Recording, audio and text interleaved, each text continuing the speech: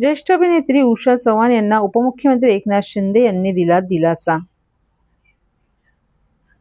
मराठी चित्रपटसृष्टीतील ज्येष्ठ अभिनेत्री उषा चव्हाण यांच्या पुण्यातील धनकवडी येथील जमिनीच्या TDRच्या विषयाबाबत उपमुख्यमंत्री एकनाथ शिंदे यांनी त्यांना मोठा दिलासा दिलाय।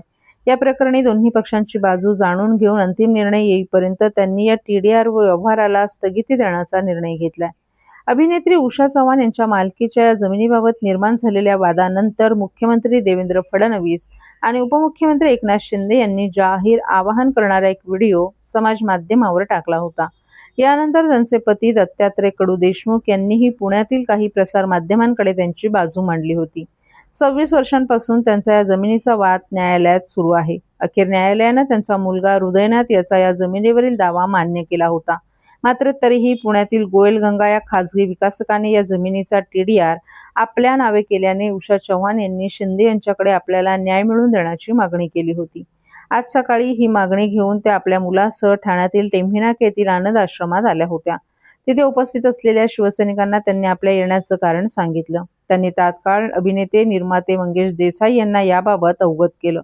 त्यांनी उषा चव्हाण यांचं म्हणणं सविस्तर समजून घेत उपमुख्यमंत्री एकनाथ शिंदे यांना याबाबत माहिती दिली। यानंतर शिंदे यांनी नगरविकास विभागाचे अतिरिक्त मुख्य सचिव डी गोविंदराज यांच्याशी संपर्क साधून पुणे महानगरपालिकेला केलेला हा TDR व्यवहाराला तात्पुरती स्थगिती द्यावी, तसंच दोन्ही पक्ष आणि विकासक तसंच पुणे महानगरपालिका यांची स्वतंत्र सुनावणी आपल्या समोर घेण्यात यावी।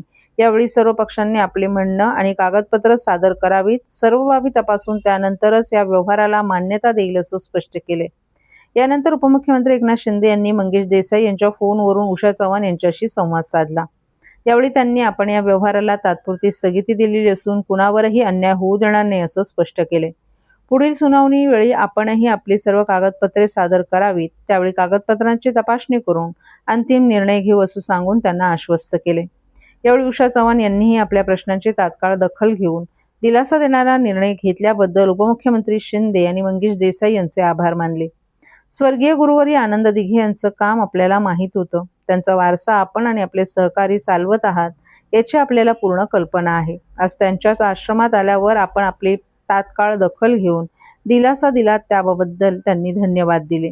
तसंच या विषयात लक्ष घातल्यानं आता या प्रकरणाला वेग येईल आणि आपल्याला आणि आपल्या मुलाला नक्की न्याय मिळेल असा विश्वासही उषा चव्हाण यांनी यावेळी व्यक्त केला। मुख्यमंत्री आपले उपमुख्यमंत्री शिंदे साहेब वगैरे यांच्या हस्ते हा मिळालेला आहे आणि खूप आनंदाने मी घेतला। खूप लोकर घर हे घेतला होती, मला खूप आनंद झाला की आपल्या लोकांच्या हस्ते मिळालेला आहे। पण त्यावेळेस मी इथं नव्हते, मी परदेशी राहत होते। हा मिळाल्यानंतर आता हे जे प्रकार चाललेले तर मला असं वाटलं की जो आनंद आहे माझा तो हिरावून घेतलाय। मग जाऊया ना आनंद आश्रमामध्ये की माझं व्यथा तिथं मांडते नाही की मी एवढे वर्ष काम केले, एवढं वर्ष जमिनीचं काय नेमकं जमिनीचं नाही, हा TDR आहे आणि TDRचं सगळं खातं वगैरे आपल्या शिंदे साहेबांकडे आहे आणि त्यांना सगळी कागद प्रत्येकांना मी कागदपत्र पाठवलेली आहे। हे जे पुण्याचे कॉर्पोरेशनचे काय म्हणतात त्यांना आयुक्त, शेवटी राम आहे त्यांच्या नावात पण राम नाहीये, ते बेकायदेशीर करतात, हे सगळ्यांनी नोंद करून घ्यावी।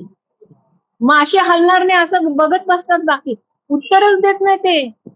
काय कोण जाणे त्यांच्यावर काय प्रेशर असतं, स्वतःच्या मनाचंच ते ठरवून बोलत नाही लोकांकडे। तुम्ही काहीतरी त्यांना कागदपत्र द्या की नाही बाबा हे तुमचं चुकलंय किंवा अमकं झालंय, आम्ही ह्या करता आम्ही असं तुमचं पण ओरबडून घेणार। उपमुख्यमंत्र्यांची देखील भेट घेणार आहात आपण एकनाथ शिंदे? घेणार ना, घेणार।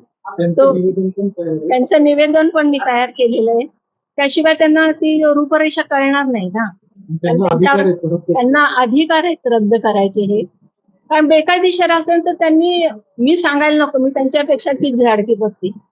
ते उपमुख्यमंत्री आहेत, सगळ्या गोष्टी त्यांच्या हातात आहेत, त्यांच्या समोर मी कोणी एवढी मोठी नाही। हा, माझी सरस्वती मात्र मोठी, तिच्या समोर कोणी मोठं नाहीये। मला एवढं म्हणायचंय की तिला तो न्याय मिळाला पाहिजे, माझ्या कलेला न्याय मिळाला पाहिजे, माझ्या मुलाच्याच नावे जास्त आहे, त्याच्या कुटुंबियांना, त्यांच्याकरता तर मी एवढं कष्ट केले ना, केली त्यांच्याकरताच केली। सो पण